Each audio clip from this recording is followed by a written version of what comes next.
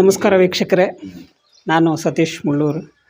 ಇವೇನೋ ಒಂದು ಸಿಕ್ಕಿದಂಥ ಸದಾವಕಾಶದಲ್ಲಿ ನಾನು ಮೂರು ಜಾವಾಧೀಶ್ ಅವರ ಬಗ್ಗೆ ಸುಮಾರು ಒಂದು 5 ವರ್ಷದಿಂದ ಹತ್ತಿರದಿಂದ ಹೋಗಿ ನೋಡಬೇಕು ಅಂತ ನನಗಿತ್ತು. ಹೀಗೆ ಬಂದ್ವಿ. ನಮ್ಮ ಶ್ರೀಯುತ ಮೌನೇಶ್ ಆಚಾರ್ಯರು ಸಿಕ್ಕಿದ್ರು. ಅವರು ಬರೀ ಫೋಟೋದಲ್ಲಿ ನೋಡೋದಾಗಿತ್ತು, ಎದುರುಗಡೆ ಸಿಕ್ಕಿದ್ದು ನಮಗೂ ಸಂತೋಷ ಆಯಿತು. ಹೀಗೆ ಎಲ್ಲವನ್ನು ಬಂದಾಗ ನಮಗೆ ಎಲ್ಲೆಲ್ಲಿ ಶಾಸನದ ಉಲ್ಲೇಖಗಳು ಅಂದಾಗ ಸುಮಾರು ಏನು ಇವತ್ತು ಅಂತರವಳ್ಳಿ ಇದೆಯೋ ಅಲ್ಲಿಂದ ಸುಮಾರು ಒಂದು 40 ಕಿಲೋಮೀಟ್ರ್ ಸುತ್ತಳತೆಯಲ್ಲಿ ಈ ಅಬ್ಬಲೂರು ಚರಿತ್ರೆ ಮತ್ತು ಮೂರು ಜಾವಾಧೀಶರ ಬಗ್ಗೆ ಸಂಪೂರ್ಣ ಅವರ ಒಂದು ಕುಟುಂಬದ ಉಲ್ಲೇಖಗಳು, ಅವರು ನಡೆದಂಥ ಪವಾಡಗಳ ಬಗ್ಗೆ 40 ಕಿಲೋಮೀಟ್ರ್ ವ್ಯಾಪ್ತಿಯಲ್ಲಿ ಇತ್ತು. ಆಗ ನಾನೇನಂದರೆ ಎಲ್ಲರೂ ಹತ್ತಿರದಿಂದ ಒಂದು ಶಾಸನವನ್ನು ತೋರಿಸ್ಬೇಕಲ್ಲ, ಎಲ್ಲಿದೆ ಅಂತ ಹೇಳಿದಾಗ ರಟ್ಟಿಹಳ್ಳಿಗೆ ಬಂದ್ವಿ. ಈ ರಟ್ಟಿಹಳ್ಳಿನಲ್ಲಿ ಕದಂಬೇಶ್ವರ ಟೆಂಪಲಲ್ಲಿ ಮೂರು ಜಾವಾಧೀಶರು ಮತ್ತು ಅವರ ಕುಟುಂಬದ ಬಗ್ಗೆ ಉಲ್ಲೇಖಗಳಿದೆ ಅಂತ ತಿಳ್ಕೊಂಡೆ. ನಮ್ಮ ಅದೃಷ್ಟ ಏನೋ, ನಾವು ಮಾಡೋ ಟೈಮ್ನಲ್ಲಿ ನಮಗೊಂದು ರತ್ನದ ಥರ ಒಬ್ಬರು ಸಿಕ್ಕಿದ್ರು. ಅವರನ್ನು ನಿಮಗೆ ಪರಿಚಯ ಮಾಡಿಸ್ತೀನಿ. ಅವರಂತೂ ಶಾಸನಗಳ ಬಗ್ಗೆ ಅಧ್ಯಯನ ಮಾಡಿರೋರು. ಅವರ ಪರಿಚಯದ ಮೂಲಕ ನಿಮಗೂ ತಿಳ್ಕೊಳ್ಳುವಂಥ ಒಂದು ಒಳ್ಳೆಯ ಅವಕಾಶ ಅಂತ ನಾನು ಬಯಸ್ತೀನಿ. ಸರ್ ನಮಸ್ತೆ. ಸರ್ ನಮಸ್ತೆ.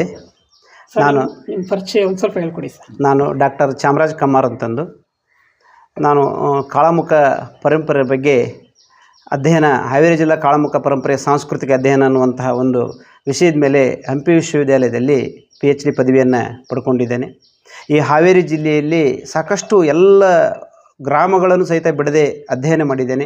ಯಾಕಂದರೆ ಕಾಳಾಮುಖರ ಪರಂಪರೆ ಎಲ್ಲೆಲ್ಲಿದೆ, ಬಳ್ಳಿಗಾವಿ ಪ್ರಭಾವಿತ ಈ ಪ್ರದೇಶದಲ್ಲಿ ಹಾವೇರಿ ಭಾಗದಲ್ಲಿ ಹೇಗೆ ಕಾಳಾಮುಖರ ಒಂದು ಅಸ್ತಿತ್ವ ಇತ್ತು ಅನ್ನುವಂಥದ್ದು, ಎಲ್ಲೆಲ್ಲಿ ದೇವಾಲಯಗಳನ್ನು ಸ್ಥಾಪನೆ ಮಾಡಿದ್ದಾರೆ, ಹೇಗೆ ಅವರ ಆಚರಣೆಗಳಿದ್ದವು, ಎಲ್ಲೆಲ್ಲಿ ಶಾಸನಗಳಲ್ಲಿ ಅವುಗಳ ಉಲ್ಲೇಖ ಇದೆ ಅನ್ನುವಂಥದ್ದನ್ನು ಆಧರಿಸಿಕೊಂಡು ಒಳ್ಳೆಯ ಒಂದು ಮಹತ್ವದ ಒಂದು ಗ್ರಂಥವನ್ನು ನಾನು ಕಟ್ಟಿಕೊಟ್ಟಿದ್ದೇನೆ.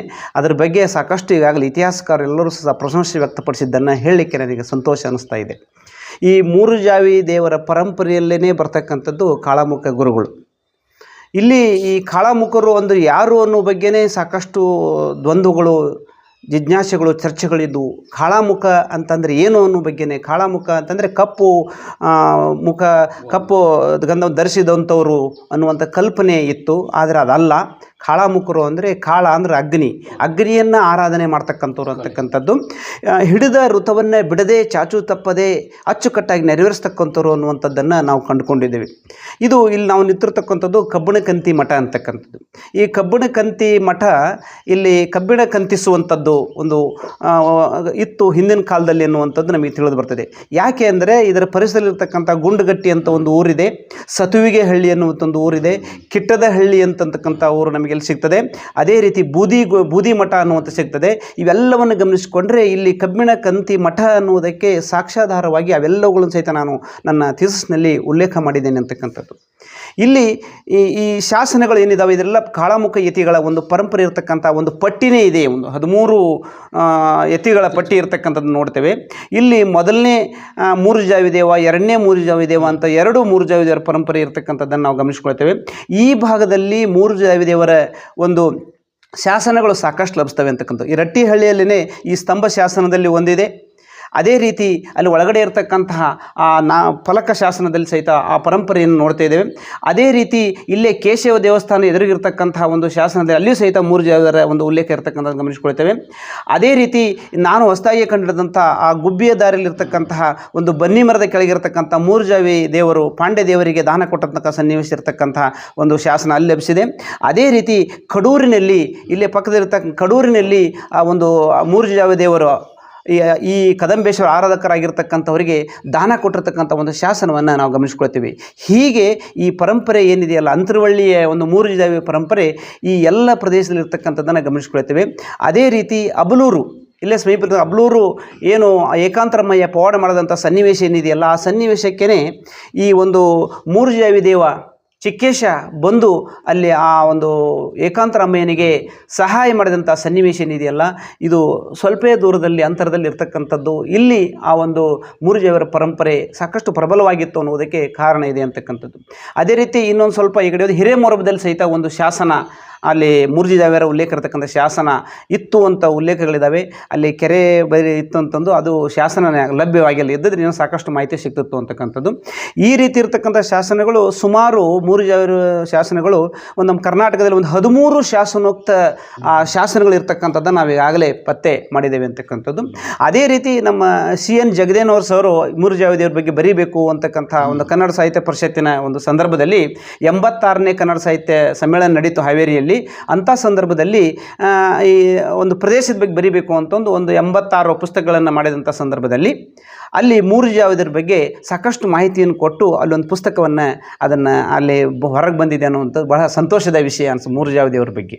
ಹೀಗಿರ್ತಕ್ಕಂಥ ಮೂರ್ಜಿ ಜಾವಿಯರ ಶಾಸನ ಇದರಲ್ಲಿ ಇದು ಸ್ತಂಭ ಶಾಸನ. ಇಲ್ಲಿ ನೋಡಿ ಈ ಶಾಸನಗಳಲ್ಲಿ ಈ ಒಂದು ನಮಸ್ತುಂಭ ಶಿರಸ್ತುಂಬಿ ಚಂದ್ರಚಾಮರಚಾರವೇ ಇದು ಶ್ಲೋಕ, ಶಿವನ ಸ್ತುತಿ ಇರತಕ್ಕಂಥ ಏನು ಶೈವ ಶ್ಲೋಕ ಏನಿದೆ ಆ ಶ್ಲೋಕದ ಮೂಲಕ ಆರಂಭ ಇರತಕ್ಕಂಥ ಶಾಸನ, ವಿಶೇಷವಾಗಿರ್ತಕ್ಕಂಥ ಶಾಸನ. ಇಲ್ಲಿ ನೋಡಿ, ಇಲ್ಲಿ ಇದೆ ಶ್ರೀಗಂಧಕ್ಕೆಂದು ಮೂರ್ಜಿ ಜಾವಿ ದೇವರಿಗೆ ಗುಬ್ಬಿಯ ಕಲ್ಲೆಯ ಅಂತಕ್ಕಂಥವನು ಈ ಪಾಂಡೆ ದೇವನಿಗೆ ದಾನ ಕೊಟ್ಟಂಥ ಒಂದು ಸನ್ನಿವೇಶವನ್ನು ಹೇಳ್ತಕ್ಕಂಥದ್ದು ಇಲ್ಲಿದೆ ಅಂತಕ್ಕಂಥದ್ದು. ಇದು ಇದೆ, ಇದು ಶಾಸನ. ಇದು ಕೆಳಗಡೆ ನೋಡಿ, ಇಲ್ಲಿ ಒಂದು ಶಾಸನ ಇದೆ.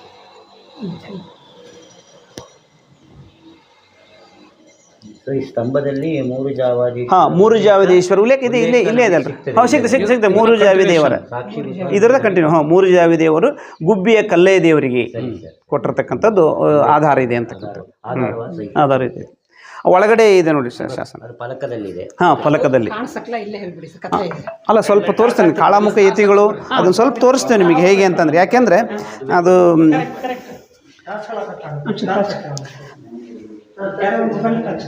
ಅಲ್ಲ ಅವ್ರು ಇವನು ಇಲ್ರೇ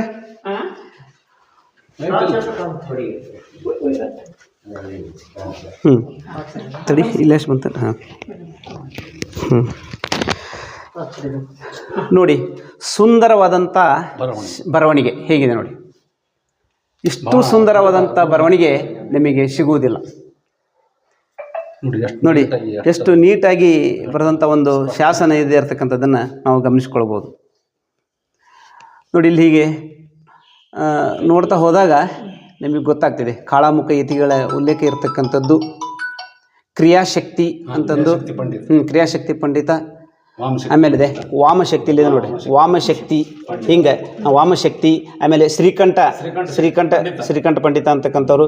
ಹೀಗೆ ಎಲ್ಲರ ಉಲ್ಲೇಖ ಇರತಕ್ಕಂಥ ಒಂದು ಶಾಸನ ನೋಡಿ. ಶಕ್ತಿ ದೇವರು ಹೀಗಿರ್ತಕ್ಕಂಥ ಒಂದು ಶಾಸನ ನಮಗಿಲ್ಲಿ ಬಹಳ ಪ್ರಮುಖ. ಈ ಶಾಸನ ಏನಿದೆಯಲ್ಲ, ಇದೇ ರೀತಿ ಶಾಸನ ಹಿಂಗೆ ಆ ಒಂದು ವಂಶಾವಳಿ ಇರ್ತಕ್ಕಂಥದ್ದು ನಮಗೆ ಬಳ್ಳಿಗಾವಿಯಲ್ಲಿ ಲಭಿಸ್ತದೆ, ಇವ್ರಿಗಿಂತ ಪೂರ್ವದಲ್ಲಿರ್ತಕ್ಕಂಥದ್ದು. ಇಂಥ ಸಂದರ್ಭದಲ್ಲಿ ನೋಡಿ, ಇಲ್ಲಿದೆ ಅಲ್ಲ, ಮಲ್ಲೇಶ್ವರ ಮತ್ತು ರಾಚೇಶ್ವರ ಅಂತಕ್ಕಂಥ ಪ್ರತಿಷ್ಠೆಯನ್ನು ಮಾಡಿದರು ಅಂತಕ್ಕಂಥದ್ದು. ಮಲ್ಲೇಶ್ವರ ರಾಚೇಶ್ವರ ಅಂತಕ್ಕಂಥದ್ದು ಏನು ಅಂತಂದರೆ, ಈ ಕಡೆ ಇದೆ ಅಲ್ರಿ, ಈ ಬಲಭಾಗದ ಇಲ್ಲಿ ತ್ರಿಕೂಟದಲ್ಲಿ ಅಲ್ಲಿರ್ತಕ್ಕಂಥದ್ದು. ಆಮೇಲೆ ಆ ಕಡೆ ಇರ್ತಕ್ಕಂಥ ಅವೆರಡು ಮಲ್ಲೇಶ್ವರ ರಾಚೇಶ್ವರ ಅನ್ನುವಂಥ ಅವರ ತಂದೆ ತಾಯಿಯರ ಹೆಸರಿನ ಮೇಲೆ ಸ್ಥಾಪನೆ ಮಾಡಿದಂಥ ಲಿಂಗಗಳು ಅಂತ ಗೊತ್ತಾಗ್ತದೆ. ಮಲ್ಲೇಶ್ವರ. ಅದೇ ರೀತಿ ಅದು ಕದಂಬೇಶ್ವರ, ಮೂಲ ಕದಂಬೇಶ್ವರ. ಇದು ಒಂದು ಶಾಸನ. ಅದೇ ರೀತಿ ಈ ಕಡೆ ಒಂದು ಶಾಸನ ಇದೆ ನೋಡಿ, ಇದು ಒಂದು ಹೌದು. ಇದು ಈ ಒಂದು ಕದಂಬೇಶ್ವರ ದೇವರಿಗೆ ಎಷ್ಟು ದಾನ ಕೊಟ್ಟಿದ್ರು, ಯಾವ ರೀತಿಯಲ್ಲಿ ಇದಕ್ಕೆ ಸಾಕಷ್ಟು ಜಮೀನು ಇತ್ತು ಅನ್ನುವಂಥದ್ದು ಸಾಕಷ್ಟು ವಿವರಣೆ ಬರ್ತದೆ. ಅದರ ಜೊತೆಗೇನೆ ಇದಕ್ಕೆ ಸಪೋರ್ಟಿವ್ ಆಗಿ ಇನ್ನೊಂದು ಶಾಸನ ಯಾವುದು ಅಂತಂದರೆ, ಕಣಿವೆ ಸಿದ್ಗೇರಿಯಲ್ಲಿ ಇರ್ತಕ್ಕಂಥ ಒಂದು ಶಾಸನ ಇದೆ. ಕಣಿವೆ ಸಿದ್ಗೇರಿ ಇಲ್ಲೇ ಪಕ್ಕದಲ್ಲಿರ್ತಕ್ಕಂಥ ಆ ಕಣಿವೆ ಸಿದ್ಗೇರಿ ಇರ್ತಕ್ಕಂಥ ಶಾಸನದಲ್ಲಿ ಒಂದು ಉಲ್ಲೇಖ ಬರ್ತದೆ. ಆಮೇಲೆ ಇದರಲ್ಲಿಯೂ ಬರ್ತದೆ ಏನಂತಂದರೆ, ಈ ಕದಂಬೇಶ್ವರ ದೇವಸ್ಥಾನದ ಕಳಸದ ಹತ್ತಿದ್ದು ನೋಡಿದರೆ ಅದಿಷ್ಟು ಪ್ರದೇಶ ಅದೆಲ್ಲೂ ಸಹಿತ ಇದಕ್ಕೆ ಸಂಬಂಧಪಟ್ಟಂಥ ದಾನ ಕೊಟ್ಟಂಥ ಒಂದು ಪ್ರದೇಶ ಇತ್ತು, ಆ ಜಮೀನುಗಳಿದ್ದು, ಆದಾಯ ಇತ್ತು ಅನ್ನುವಂಥದ್ದನ್ನು ಆ ಒಂದು ಶಾಸನದಲ್ಲಿ ಉಲ್ಲೇಖ ಇರ್ತಕ್ಕಂಥದ್ದನ್ನು ನೋಡ್ತಾ ಇದ್ದೀವಿ. ಇದು ಕುಮದ್ವತಿ ನದಿ ದಂಡೆಯ ಮೇಲೆ ಇರ್ತಕ್ಕಂಥದ್ದು. ಇದು ಕುಮುದವತಿ ಅಂತಂದ್ರೆ ಏನಪ್ಪ ಅಂದರೆ, ಕುಮುದ ಅಂದರೆ ಕಮಲವನ್ನು ಹೊಂದಿರತಕ್ಕಂಥ ಒಂದು ನದಿ ಇದು. ಯಾಕೆ ಅಂದರೆ ಇದು ಕೆರೆಯಿಂದ ಹೋಮ ಆಗಿರ್ತಕ್ಕಂಥದ್ದು. ಕೆರೆ ಅಂತಂದರೆ ಅಲ್ಲಿದ್ದಾರೆ ಯಾವುದು ಮದಗ ಮಾಸೂರು ಕೆರೆ. ಸಾಮಾನ್ಯವಾಗಿ ಸರೋವರದಲ್ಲೇ ಕಮಲ ಹುಡ್ತಕ್ಕಂಥದ್ದು, ಹೊಳೆಯಲ್ಲೆಲ್ಲ. ಆ ಕಮಲದ ಗಂಧವನ್ನು ಹೊಂದಿ ಬಂದಿರತಕ್ಕಂಥ ಒಂದು ನದಿನೇ ಅದು ಕುಮುದಾವತಿ ಅಂತ ಬಂದಿದೆ, ಕುಮದ್ವತಿ ಅಂತ ಅಂದ್ಕೊಂಡಿದೆ. ಆ ಕುಮದ್ವತಿ ನದಿ ಮೇಲೆ ಇರ್ತಕ್ಕಂಥ ಒಂದು ಪ್ರದೇಶ ಇದು. ಬನವಾಸಿ 12,000 ಆ ಪ್ರದೇಶದಲ್ಲಿ ಬರ್ತಕ್ಕಂಥ ಒಂದು ಪ್ರದೇಶ ಇದು. ಬನವಾಸಿ ಪನ್ನೀರ್ ಚಾಶಿರ ಅಂತಿದೆ. ಆ ಪನ್ನೀರ್ ಚಾಶಿರದಲ್ಲಿ ಬರ್ತಕ್ಕಂಥ ಒಂದು ಪ್ರದೇಶ ಇದಾಗಿದೆ ಅಂತಕ್ಕಂಥ ರಟ್ಟಿಹಳ್ಳಿ. ಇದು ಮೊದಲು ಏನು ರಟ್ಟಿಹಳ್ಳಿ 70 ಅಂತಿತ್ತು, ರಟ್ಟಪಳ್ಳಿ 70 ಅಂತಕ್ಕಂಥ ಪ್ರದೇಶ ಇದೆ. ಈ ರಟ್ಟಪಳ್ಳಿ 70 ಇರ್ತಕ್ಕಂಥದ್ದನ್ನು ಇಲ್ಲೇ ರಾಣೆಬೆನ್ನೂರು ಹತ್ತಿರ ಇರ್ತಕ್ಕಂಥ ಇಟಗಿ 30 ಅಂತಿದೆ. ಇಟಗಿ 30 ಪ್ರದೇಶ ಇತ್ತು. ಆ ಒಂದು ಯುದ್ಧ ಮಾಡಿದ ಸಂದರ್ಭದಲ್ಲಿ ಆ 30 ಇವರು ಪಡ್ಕೊಂಡ್ರು. ಸರ್ ನೂರುಂಬಾಡ ಅಂತ ಇದಕ್ಕೆ ಹೆಸರು ಬಂತು. ನೂರುಂಬಾಡ ಅಂತಂದು ಈ ರಟ್ಟಿಹಳ್ಳಿಗೆ ನೂರುಂಬಾಡ ಅಂತ ಹೆಸರು ಬಂದದ್ದು ಅದು ಅಂತಕ್ಕಂಥ ಗಮನಿಸ್ಕೊಳ್ತೀವಿ. ಇದಕ್ಕೆ ಇನ್ನೂ ಒಂದು ಹೆಸರಿದೆ ಶಾಸನ ನೋಡಿ, ಕುಡುವೆಣ್ಣಗಂಡ ಅಂತ ಹೆಸರು ಇರ್ತಕ್ಕಂಥದ್ದನ್ನು ಗಮನಿಸ್ಕೊಳ್ತೀವಿ. ಆ ಒಂದು ಮಾಗನೂರು ಶಾಸನದಲ್ಲಿ ಕುಡುವೆಣ್ಣಗಂಡ, ಇಟಗಿ ಶಾಸನದಲ್ಲಿ ಕುಡುವೆಣ್ಣಗಂಡ ಅಂತ ಇದೆ. ಕುಡುವೆಣ್ಣಗಂಡ ಅದನ್ನು ಸಂಶೋಧನೆ ನಡೀತಾ ಇದೆ. ಏನು ಇದಕ್ಕಿಂತ ಪೂರ್ವದಲ್ಲಿ ಇಲ್ಲಿ ಕುಡು ಅಂದ್ರೆ ಕೊಂಕಾಗಿರ್ತಕ್ಕಂಥ ಒಂದು ನದಿ ಹರಿದಂಥ ಪ್ರದೇಶ ಅದು ಮೂಲ ರಾಜಧಾನಿ ಇತ್ತೋ ಏನೋ, ಆ ಹೆಸರಿಂದ ಹಂಗಿತ್ತೇನೋ ಅನ್ನುವಂಥ ಕಲ್ಪನೆಯನ್ನು ಸಾಕಷ್ಟು ವಿದ್ವಾಂಸರು ಇನ್ನೂ ಅದು ಚರ್ಚೆ ನಡೀತಾ ಇದೆ. ಆದರೆ ಈ ರಟ್ಟಪಳ್ಳಿ ಅಂತಕ್ಕಂಥ ರಾಜಧಾನಿಯಾಗಿ ಮೆರೆದಂಥ ಒಂದು ಪ್ರದೇಶ, ಇದನ್ನು ಗುತ್ತರು ಆಳ್ವಿಕೆ ಮಾಡ್ತಿದ್ರು ಅಂತಕ್ಕಂಥದ್ದು. ಈ ಏನೋ ದೇವಸ್ಥಾನದ ರಚನೆ ಏನಿದೆಯಲ್ಲ, ಇದೇ ರೀತಿಯಲ್ಲಿ ರಚನೆ ಇರ್ತಕ್ಕಂಥ ದೇವಸ್ಥಾನ ಹರಳಹಳ್ಳಿಯಲ್ಲಿ ಇರ್ತಕ್ಕಂಥ ನೋಡ್ತೀವಿ. ರಾಣೆಬೆನ್ನೂರು ತಾಲೂಕು ಹರಳಹಳ್ಳಿಯಲ್ಲಿ ಅದು ಸಹಿತ ಈ ಕಾಳಾಮುಖ ಪರಂಪರೆಯ ದೇವಸ್ಥಾನ ಅಂತಂದು ಗಮನಿಸ್ಕೊಳ್ತೀವಿ. ನೋಡಿ, ಇಲ್ಲಿ ಹಿಂದ್ಗಡೆ ಹೋದ್ರೆ ಆ ಕಡೆಗೆ ಕಾಳಾಮುಖ ಯತಿ ಲಕುಲೀಶನ ಶಿಲ್ಪ ಇದೆ. ಅಲ್ಲಿ ನಾವು ನೋಡ್ಬೋದು, ಹೋಗಿ ನೋಡೋಣ ಸರ್. ಲಕುಲೀಶನ ಶಿಲ್ಪ ಇದೆ. ಇವರು ಆರಾಧನೆ ಮಾಡ್ತಕ್ಕಂತಹ ಏನು ಈ ಸಪ್ತ ಮಾತೃಕೆಯರ ವಿಗ್ರಹಗಳು ಇಲ್ಲಿದಾವೆ ನೋಡಿ. ಕಾಳಾಮುಖರ ಆರಾಧನೆ ಅಂತ ಇಲ್ಲಿದೆ, ಇಲ್ಲಿ ಬರ್ತದೆ. ಇಲ್ಲಿ ಆ ಕಡೆ ಇಟ್ಟಿದ್ದಾರೆ, ಇಲ್ಲಿ ಬರ್ತದೆ ಅದು. ಈ ಕಡೆ ಇಟ್ಟಿದ್ದಾರೆ ಸಪ್ತ ಮಾತೃಕೆಯರು ಅಂತ. ಹಾಂ, ಇಲ್ಲಿದೆ ನೋಡಿ. ಹಾಂ, ಕೌಮಾರಿ, ಕಾಳಿ, ಬ್ರಾಹ್ಮಿ, ಹಾಂ, ವೈಷ್ಣವಿ, ಹಿಂಗಿರ್ತಕ್ಕಂಥ ಸಪ್ತ ಮಾತೃಕೆ ವಿಗ್ರಹಗಳನ್ನು ಇವರು ಆರಾಧನೆ ಮಾಡ್ತಿದ್ರು. ಯಾರು? ಕಾಳಾಮುಖರು ಆರಾಧನೆ ಮಾಡ್ತಿದ್ರು. ಇಲ್ಲಿ ಹೊಡೆದಿದ್ದಾವ್ರಿ, ಹೌದು ಎಲ್ಲ ಪೂರ್ತಿ. ಆ ಕೆಳಗಡೆಗೆ ಆ ಮಾತೃಕೆಯರ ವಾಹನಗಳು ಇರ್ತಿದ್ವು. ಏನೇನು ವಾಹನ ಇದಾವಲ್ರು ಅವೆಲ್ಲ ವಾಹನಗಳು ಇರ್ತಿದ್ವು. ಅದೇ ಮೊದಲೇ ಸಪ್ತ ಮಾತೃಕೆಯರು ಅವ್ರೇನು ಮಾಡ್ತಾರೆ, ಕೆಲವರು ನವದುರ್ಗಿಯರು ಅಂತ ಪೂಜೆ ಮಾಡ್ತಿದ್ರು. ಯಾಕಂದರೆ ನವದುರ್ಗಿಯರೆಲ್ಲ ಮೊದಲಿಗೆ ವೀಣಾಧರ ವೀರಭದ್ರ ಇರ್ತಾನೆ, ಆ ಕಡೆಗೆ ಬಲಗಡೆಗೆ ಇರ್ತಕ್ಕಂಥದ್ದು ಅಲ್ಲಿ ಗಣೇಶ ಇರ್ತಾನೆ, ಮಧ್ಯೆ ಇವರು 7 ಜನ ಏನು ದೇಹ ಸಪ್ತ ಮಾತೃಕೆ ಇರ್ತಕ್ಕಂಥದ್ದನ್ನು ಗಮನಿಸ್ಕೊಳ್ತೀವಿ. ಆಮೇಲೆ ಈ ಭೈರವನ ಆರಾಧನೆ ಮಾಡ್ತಿದ್ರು ಇವರು ಅಂತಕ್ಕಂಥದ್ದು. ಭೈರವನ ಆರಾಧನೆ ಮಾಡ್ತಿದ್ರು. ಹಾಗಾಗಿ ಭೈರವಿಯರ ಶಿಲ್ಪಗಳು ಈ ಗೋಪುರದಲ್ಲಿ ಆ ಕಡೆ ಈ ಕಡೆ ಒಳ ಸುಂದರವಾದಂಥ ಶಿಲ್ಪಗಳು ಇರ್ತಕ್ಕಂಥದ್ದನ್ನು ಗಮನಿಸ್ಕೊಳ್ತೀವಿ. ಅದೇ ರೀತಿ ಇವರು ಕಾಳಾಮುಖರು ಸೂರ್ಯನ ಆರಾಧಕರು. ಈಗ ನಾವು 3 ಜಾವಿ ದೇವ ಪರಂಪರೆ ಹೇಳಿದ್ವಲ್ಲ, ಆ ಸೂರ್ಯನ ನಿಲ್ಲಿಸಿದ ಅಂತ ಹೇಳಿದ್ವಿ. ಅದಕ್ಕಿಂತ ಪೂರ್ವದ ನಾವು ಗಮನಿಸ್ಕೊಂಡ್ರೆ ಈಗ ನೋಡಿ, ಕಾಳಾಮುಖರ ದೇವಸ್ಥಾನಗಳು ಎಲ್ಲಿದ್ದಾವೆ ಹಾವೇರಿ ಭಾಗದಲ್ಲಿ, ಉದಾಹರಣೆ ಕಲ್ಕೇರಿಯಲ್ಲಿದೆ. ಅಲ್ಲಿ ಸೂರ್ಯನಾರಾಯಣ ದೇವಸ್ಥಾನ ಅಂತ ಅದೇ ಮುಖ್ಯವಾಗಿರ್ತಕ್ಕಂಥದ್ದು. ನಾವು ಅಬಲೂರಲ್ಲಿ ನೋಡಿದ್ರು ಸಹಿತ ಇವತ್ತು ಬಸವೇಶ್ವರ ದೇವಸ್ಥಾನ ಅಂತ ಕರಿತಾ ಇದ್ದಾರೆ, ಅದು ಬ್ರಹ್ಮೇಶ್ವರ ದೇವಸ್ಥಾನ. ಆ ದೇವಸ್ಥಾನದ ಎದುರಿಗೆ ಒಂದು ಸುಂದರವಾದಂಥ ಸೂರ್ಯಶಿಲ್ಪ ಇದೆ. ಆಮೇಲೆ ಇಲ್ಲೇ ಪಕ್ಕದಲ್ಲಿರ್ತಕ್ಕಂಥ ಮೇದೂರಲ್ಲಿದೆ. ಹಿಂಗೆ ಸಾಕಷ್ಟು ಇರ್ತಕ್ಕಂಥ ಗಮನಿಸ್ಕೊಳ್ತೀವಿ. ಅದೇ ರೀತಿ ಇವರು ವಿದ್ಯಾದಾನಿಗಳು. ಇವರು ಯಾವ ರೀತಿಯಲ್ಲಿ ವಿದ್ಯಾದಾನಿಗಳು ಕಾಳಾಮುಖರು ಅಂತಂದರೆ, ಯಾವುದೇ ಜಾತಿ ಮತ ಪಂಥ ಅಂದು ಎಲ್ಲರಿಗೂ ಸಹಿತ ವಿದ್ಯೆಯನ್ನು ನೀಡಿದಂಥವ್ರು ಇವರು. ನಮ್ಮ ಬಳ್ಳಿಗಾವಿ ಶಾಸನದಲ್ಲೇ ನಮಗೆ ಗೊತ್ತಾಗ್ತದೆ, ಅಲ್ಲೆಲ್ಲ ಪೂರ್ತಿ ವಿವರಣೆ ಇದೆ. ಹೇಗೆಂದರೆ ಈಗ ರೋಗಗ್ರಸ್ತರು ಬಂದಂಥವರಿಗೆ ರೋಗ ನಿವಾರಣೆ ಮಾಡ್ತಕ್ಕಂಥದ್ದು, ವಿದ್ಯೆ ಬಂದಂಥವ್ರು ವಿದ್ಯೆ ನೀಡ್ತಕ್ಕಂಥದ್ದು, ಯಾರೋ ನಿರ್ಗತಿಗೆ ಬಂದು ಆಹಾರ ಕೊಡ್ತಕ್ಕಂಥದ್ದು, ಇವೆಲ್ಲವನ್ನು ಆಚರಣೆ ಮಾಡ್ತಕ್ಕಂಥ ಕಾಳಾಮುಖರ ಒಂದು ಪ್ರಮುಖ ಆಚರಣೆ. ಅವರು ಆಚರಣೆ ಮಾಡ್ತಕ್ಕಂಥ ಸಂದರ್ಭದಲ್ಲಿ ವಿದ್ಯೆಯನ್ನು ಯಾರಾದರೂ ಪಡ್ಕೊಳ್ಬೋದಿತ್ತು. ಹಾಗಾಗಿ ಅವರು ಎಲ್ಲಿ ಅವರ ದೇವಸ್ಥಾನಗಳಿದ್ದಾವೆ ಅವ್ರ ಪಕ್ಕದಲ್ಲಿ ಸರಸ್ವತಿ ಮಂಟಪಗಳಿದ್ದಾವೆ. ಅಂಥವು ಹಾವೇರಿ ಜಿಲ್ಲೆಯಲ್ಲಿ ಸುಮಾರು 13 ಸರಸ್ವತಿ ಮಂಟಪಗಳು ನಮಗೆ ಸಿಗ್ತಾ ಇದೆ. ಮೇದೂರಲ್ಲಿದೆ, ಆಮೇಲೆ ಯಾವುದೋ ಕಲ್ಕೇರಿಯಲ್ಲಿದೆ, ಹೀಗೆ ಆಮೇಲೆ ಅರಳೇಶ್ವರ ಅಂತಂದು ಅಲ್ಲಿದೆ. ಹೀಗೆ ಬೇರೆ ಬೇರೆ ಕಡೆಗೆ ಇರತಕ್ಕಂಥ ಸರಸ್ವತಿ ಮಂಟಪಗಳನ್ನು ನಾವು ನೋಡ್ತಾ ಇದ್ದೀವಿ. ಅವನ್ನೆಲ್ಲವನ್ನು ಗುರುಸ್ಲಿಕ್ಕೆ ಪ್ರಯತ್ನ ಪಟ್ಟಿದ್ವಿ. ಇದು ಪ್ರಮುಖವಾಗಿ ಬಳ್ಳಿಗಾವಿ ಪ್ರಭಾವಿತ ಕಾಳಾಮುಖ ಕೇಂದ್ರ ಅನ್ನುವಂಥದ್ದನ್ನು ನಾವು ಗಮನಿಸ್ಕೊಳ್ತೀವಿ. ಅದೇ ರೀತಿ ಈ ಪರಂಪರೆ ತಿಳುವಳ್ಳಿಯಲ್ಲಿದೆ, ಶಾಂತೇಶ್ವರ ದೇವಸ್ಥಾನ ತಿಳುವಳ್ಳಿದೆ, ಕುಮ್ಮೂರಲ್ಲಿ ಸಹಿತ ಇದೆ. ಹೀಗೆ ಈ ಭಾಗದಲ್ಲಿ ಸಾಕಷ್ಟು ಇರ್ತಕ್ಕಂಥದ್ದನ್ನು ನಾವು ಗಮನಿಸ್ಕೊಳ್ತೀವಿ. ಹಾಗಾಗಿ ಈ ಕಾಳಮುಖ ಪರಂಪರೆ ಅಂತಕ್ಕಂಥದ್ದು ಇವತ್ತು ಏನು ಅನ್ನೋ ಬಗ್ಗೆ ಸಾಕಷ್ಟು ಚರ್ಚೆ ಆಗ್ತಿದೆಯಲ್ಲ, ಅದಕ್ಕೆ ಉತ್ತರವಾಗಿ ಆ ಒಂದು ನಮ್ಮ ಗ್ರಂಥ ಬಂದಿದೆ ಅನ್ನುವಂಥದ್ದನ್ನ ಸಾಕಷ್ಟು ಹೆಮ್ಮೆಯಿಂದ ಹೇಳ್ಕೊಳ್ಳಿಕ್ಕೆ. ಯಾಕೆಂದರೆ ನಾನು ಅದನ್ನು ಸ್ಟಡಿ ಮಾಡುವಾಗ ಹೇಗೆ ಮಾಡಿದ್ನೋ ಗೊತ್ತಿಲ್ಲ, ಇತ್ತೀಚೆಗೆ ಎಲ್ಲ ಓದಿದಂಥವ್ರು ಏನಂತಾರಿಲ್ಲೋ ಒಳ್ಳೆಯ ಪುಸ್ತಕ ಇದೆ, ಅದನ್ನು ನೀನು ಹೊರಗೆ ತಂದ ಮೇಲೆ ಅದ್ರ ಬಗ್ಗೆ ಬಂದಂಥ ಏನು ಕಾಮೆಂಟ್ಸ್ಗಳೇನಿದಾವಲ್ಲ ಅವ್ರು ನೋಡಿ ನನಗೆ ಹೆಮ್ಮೆ ಅನ್ನಿಸ್ತಾ ಇದೆ. ಹಾಗಾಗಿ ಇವತ್ತು ನೀವು ಸಿಕ್ಕಿದಾರ. ಹಾಗಾಗಿ ನಿಮ್ಮ ಈ ರಟ್ಟಿಹಳ್ಳಿಯ ದೇವಸ್ಥಾನದ ಬಗ್ಗೆ ಹೇಳ್ಕೊಳ್ಳಿಕ್ಕೆ ನನಗೂ ಒಂದು ರೀತಿಯಲ್ಲಿ ಹೆಮ್ಮೆ ಅಂತ ಹೇಳ್ಕೊಳ್ಳಿಕ್ಕೆ ತಮ್ಮೆಲ್ಲರಿಗೂ ಧನ್ಯವಾದಗಳನ್ನು. ತುಂಬ ಸಂತೋಷ ಸರ್, ನೀವು ಇಷ್ಟೆಲ್ಲ ಮಾಹಿತಿ ಕೊಟ್ಟಿದ್ದಕ್ಕೆ ತುಂಬ. ಹಾವೇರಿ ಜಿಲ್ಲೆಯ ರಟ್ಟಿಹಳ್ಳಿಯಲ್ಲಿರುವ ಈ ಕದಂಬೇಶ್ವರ ದೇವಾಲಯದ ಸ್ಥಾನಿಕರಾಗಿದ್ದವರು ಮೂರು ಜಾವದೀಶ್ವರರು. ಇವರ ಶಿಷ್ಯರಾದ ಲಕುಲೀಶರ ಚಿತ್ರವನ್ನು ನಾವು ಈ ದೇವಾಲಯದ ಹಿಂಭಾಗದಲ್ಲಿ ಇರುವಂಥ ಶಿಲ್ಪದಲ್ಲಿ ಮೂರನೆಯ ಶಿಲ್ಪ, ಗೋಪುರದ ಮೂರನೆಯ ಶಿಲ್ಪದಲ್ಲಿ ನಾವು ಗುರುತಿಸಬಹುದು. ನಿಜಕ್ಕೂ ಒಂದು ಅಪರೂಪದ ವಿಚಾರ ಅಂತ ಹೇಳಿದರೆ ತಪ್ಪಾಗಲಾರದು. ನೋಡಿ, ಇಲ್ಲಿ ಕಾಣಿಸ್ತಾ ಇರುವ ಚಿತ್ರದಲ್ಲಿ ಮೂರನೆಯ ಚಿತ್ರ ಲಕುಲೀಶರ ಚಿತ್ರ ಇದಾಗಿದೆ. ಫೋಟೋ ತಗೊಂಡ್ರ ವಿಡಿಯೋ ಮಾಡಿದ್ರೆ ಕಾಣುತ್ತೆ. ಅಲ್ಲ, ಗ್ರೂಪ್ ಫೋಟೋ ತಗೊಳ್ಳೋಣ. ನೀವು ಕೃತಜ್ಞತೆ ಹೇಳ್ಬೇಕು. ನೀವು ಕೃತಜ್ಞತೆ ಹೇಳಲ್ಲ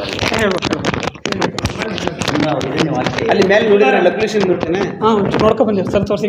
ಮುಂಚೆ ಲಕ್ಷ್ಮೀ ಮೂರ್ತಿ ಅದು ಡಿಸ್ಪ್ಲೇ ಮಾಡಿರೋದು ನಾನು ಡಿಸ್ಪ್ಲೇ ಮಾಡ್ತೀನಿ, ಎಡಿಟ್ ಮಾಡ್ತೀನಿ. ರೆಡಿ ಅಂತೇಳಿ.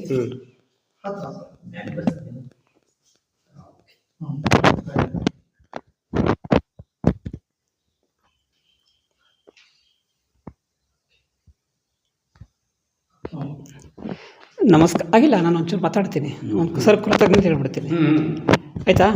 ರನ್ ಮಾಡ್ತಾಯಿದ್ದೀರಾ? ಈಗ ನಾನು ಪ್ರತಿ ವಾರ ಒಂದು ಕಾರ್ಯಕ್ರಮ ಬರುತ್ತೆ, ಆನ್ಲೈನ್ ಕಾರ್ಯಕ್ರಮ, ಹೇಳುತ್ತೆ ನಾ ಕೇಳ ಅಂತ. ಅಂದರೆ ಅರ್ಥ ಏನು, ನಾನು ಹೇಳ್ತೀನಿ ಸ್ವಲ್ಪ ಕೇಳ್ಕೊಳ್ಳಿ ಅಂತ. ಏನೋ ಒಂದು ವಿಷಯ ಇರುತ್ತೆ, ಅದನ್ನು ನಾನು ಸ್ವಲ್ಪ ಹೇಳ್ತಾ ಇದ್ದೀನಿ, ನೀವು ಸ್ವಲ್ಪ ಕೇಳ್ಕೊಳ್ಳಿ ಅಂತ. ನಾವು ಕೂಡ ಅವ್ರು ಹೇಳ್ತಾ ಇರೋರು ನಾವು ಕೇಳ್ತಾ ಇದ್ವಿ. ಆದರೆ ಅಲ್ಲಿ ಅನೇಕ ವಿದ್ವಾಂಸರು ಅಲ್ಲಿ ಬಂದು, ಪಂಡಿತರು, ಆಮೇಲೆ ಪ್ರೊಫೆಸರ್ಗಳು, ಉಪಾಧ್ಯಾಯರು ಎಲ್ಲರೂ ಬಂದು ತಮ್ಮ ತಮ್ಮ ಅನಿಸಿಕೆಗಳನ್ನು, ವಿಚಾರಗಳನ್ನು ಮಂಡನೆ ಮಾಡ್ತಾಯಿದ್ರು. ಹೀಗೆ ಹೇಳುವಾಗ ನಾನು ನಮ್ಮ ಶ್ರೀಯುತ ಚಾಮರಾಜ್ ಕಮ್ಮರ್ ಸರನ್ನು ಅಲ್ಲೇ ಕೇಳಿದ್ದೆ. ಅವ್ರ ಉಪನ್ಯಾಸಗಳನ್ನು ಹೇಳೋದನ್ನೆಲ್ಲ ಕೇಳ್ತಾಯಿದ್ದೆ. ಹತ್ತಿರದಿಂದ ನಾವು ನೋಡಿದ್ದಿಲ್ಲ. ಈಗ ನಾವು ಒಂದು ಮೂರು ಜಾವದೀಶ್ವರರ ಬಗ್ಗೆ ಸ್ಟಡಿ ಮಾಡ್ಕೊಂಡು ಬರುವಾಗ ಏನೋ ನಮ್ಮ ಅದೃಷ್ಟ ಅಂತ ಕಾಣಿಸ್ತಾ ಇದೆ. ನಮ್ಮ ಭುವನೇಶ್ವರಾಚಾರ್ಯ ಫೋನ್ ಮಾಡಿದರೆ ಇಲ್ಲೇ 10 ನಿಮಿಷಕ್ಕೆ ಬರ್ತೀನಿ ಅಂತ ಹೇಳಿ ನಾವು ಇಷ್ಟು ಒಂದು ದೇವಸ್ಥಾನ ರೌಂಡ್ ಬರೋಷ್ಟರೊಳಗಡೆ ನಮ್ಮ ಸರ್ ಬಂದರು. ನಿಜಕ್ಕೂ ನಮಗೆ ಭಾಳ ಹೆಮ್ಮೆ ಅಂತ ಅನಿಸುತ್ತೆ. ಬಂದು ಮೂರು ಜಾವದೀಶ್ವರರ ಬಗ್ಗೆ ಒಂದಷ್ಟು ಶಾಸನದ ಸಂಶೋಧನಾ, ಬರೆಯಲ್ಲ, ಸಂಶೋಧನಾತ್ಮಕ ಅಪರೂಪದ ಮಾಹಿತಿಗಳನ್ನು ಗ್ರಂಥ ರೂಪದಲ್ಲಿ ಕೊಟ್ಟಿರುವಂಥವರು. ಇವೆಲ್ಲ ಒಂದು ಸಾಂಸ್ಕೃತಿಕ ಮತ್ತು ಇತಿಹಾಸವನ್ನು ಬದಲಿಸಿ ಆಲೋಚಿಸಿ ಮಾಡುವಂಥ ವಿಚಾರಗಳು ಅಂಥದ್ದನ್ನು ಕೊಟ್ಟಿದ್ದಾರೆ. ಅವರು ನಮ್ಗೆ ಬಂದು ಸಕಾಲಕ್ಕೆ ಬಂದಿದೆ. ಅವ್ರ ಗ್ರಂಥಗಳನ್ನು ತಾವೆಲ್ಲ ಓದಬೇಕು. ಹಾಗೆ ನಮಗೆ ಸಕಾಲಕ್ಕೆ ಬಂದು ಒಂದು 10 ನಿಮಿಷ ಉಪನ್ಯಾಸ ಮಾಡಿದ್ದಾರೆ. ಆ ಉಪನ್ಯಾಸಕ್ಕೆ ನಮ್ಮ ಹೃದಯ,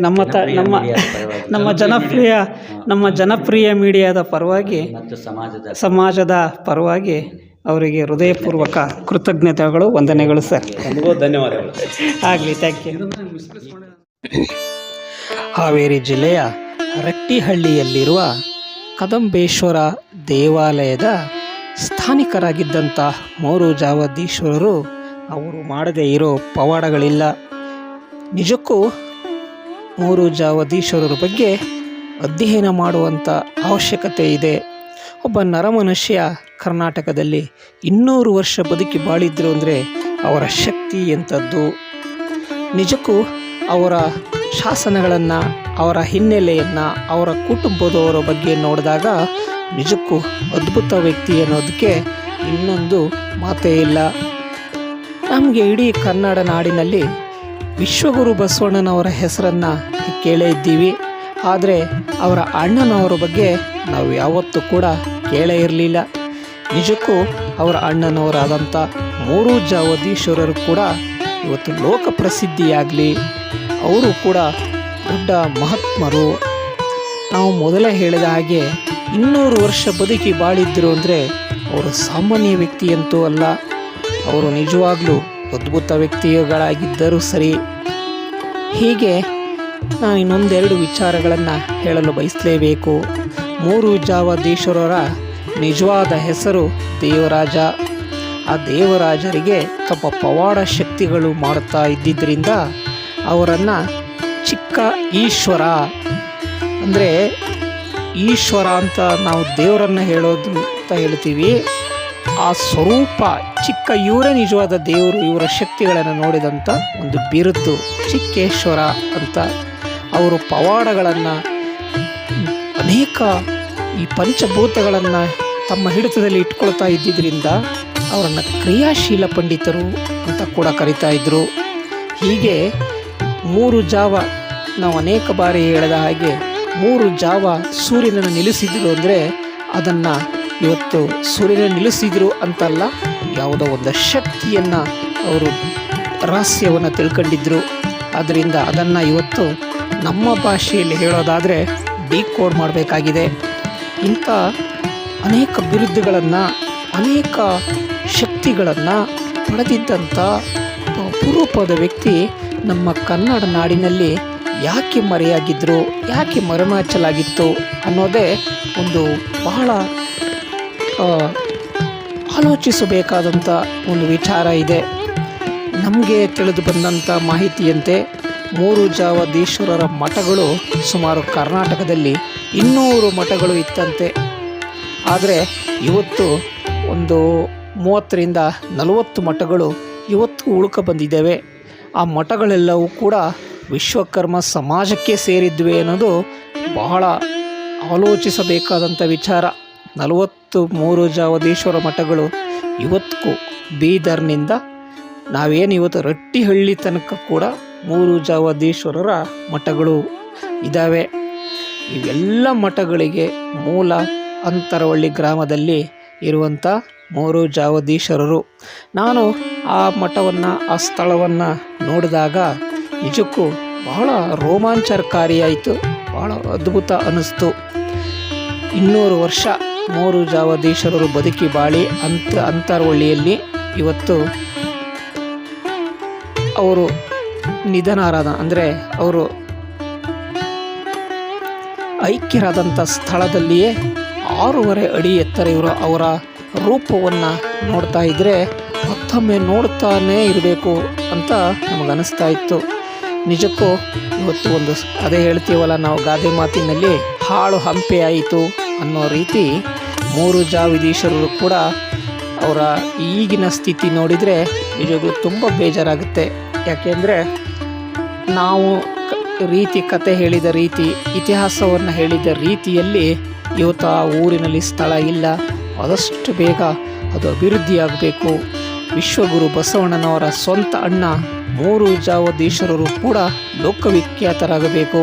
ಅವರ ಐಕ್ಯರಾದ ಸ್ಥಳವನ್ನು, ಅವರ 6 ಅಡಿ ಎತ್ತರವಿರುವ ದೇವರಾಜರ ಮೂರ್ತಿಯನ್ನು, ದೇವರನ್ನು ಎಲ್ಲರೂ ಕೂಡ ನೋಡುವಂತಾಗಲಿ ಅನ್ನೋದೇ ನಮ್ಮ ಆಶಯ.